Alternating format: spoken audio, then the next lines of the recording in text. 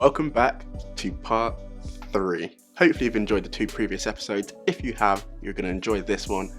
Do think about subscribing. It means that you won't miss a video in the future and it will help me out. Back to the video. If you see more than one red flag, run. Fuck it. If you see one red flag, think about running. Don't stay around shitty people. If you see red flags in someone that you're talking to, you know, that you're interested in, and it's a bit weird and you're getting a gut feeling of it's not right, it probably isn't right. And what red flags should you look out for? Well, you come to the right video because I'm going to tell you right now. First red flag, they don't text back, or they rarely ever text back. Now, if they're waiting like 5, 6, 7 days to text you back, fuck it, get rid of it. It's not worth it. If they never reply, then you can't do anything about it anyway, so don't bother about it. This is the big one. I think this is just girls saying they're not interested, don't want to talk to you, goodbye, good luck, don't worry about it. If they text you every 5 or 6 days and that doesn't suit you, or you know, you're more of a once a day or twice a day texter or whatever, then fine. The big thing is knowing your worth, and if their worth is once a week, you know, they can't be that interested, you know what I mean? Nah. The second red flag is they don't ask questions about you. So if the conversation is heavily one-sided and you're asking all the questions and they're not saying anything, then they're probably not really asked, or they don't have a personality or character to talk to you. If you're the type of person that likes to talk and you're not asked about whether they ask questions about you because you're going to say everything anyway, great. If you're like, why does she not care about anything I do? She probably doesn't, and you should move on. Always good to check, but for me, normally if they don't ask, if they're not engaged in the conversation, if it's just one way, you're saying all this and they're saying, haha, yeah, okay.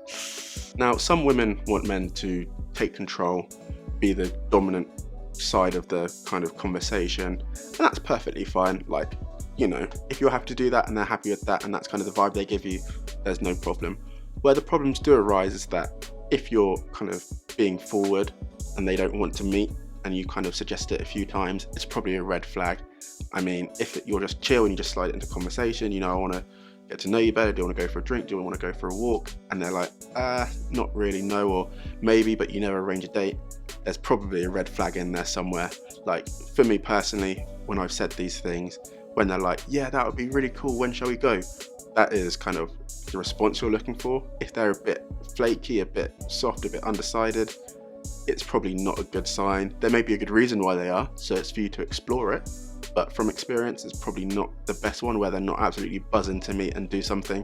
So just be aware of that, because that is a red flag. Linked to that is if you book something and they keep cancelling. So I have a rule, if they cancel twice, they're gone. Like, unless there's mitigating circumstances, I don't, you know, once, yeah, fine. Twice in a row, you're a bit like, do they really want to meet? It's down to you to decide again, but really, that's just my rule. But you may have something different. The fourth red flag is the things that they talk about when you're with them.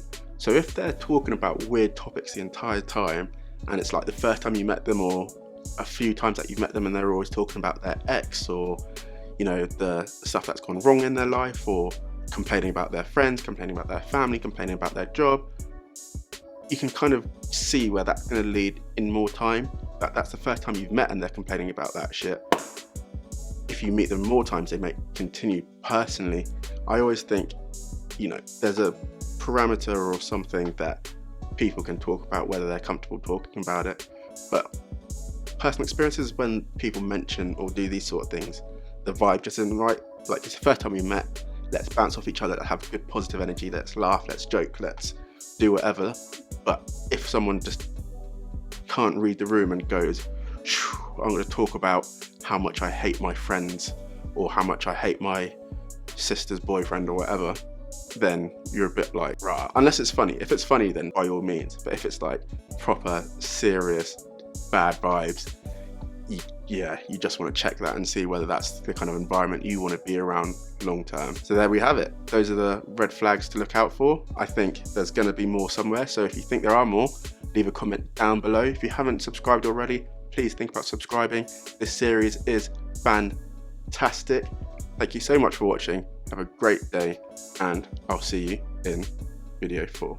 See you later.